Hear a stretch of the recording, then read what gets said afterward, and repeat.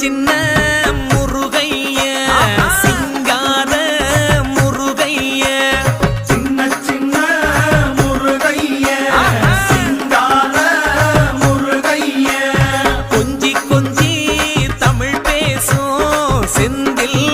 வடிவேலனவ கொஞ்சி கொஞ்சி தமிழ் பேசும் செந்தில் வடிவேலனவ சின்ன சின்ன முருகைய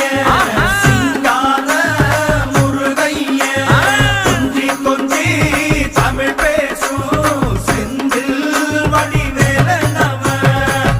சுப்பிரமணிய சாமி என்பார், கார்த்திகேயன் என்பார், சுவாமிநாதன் என்பார்,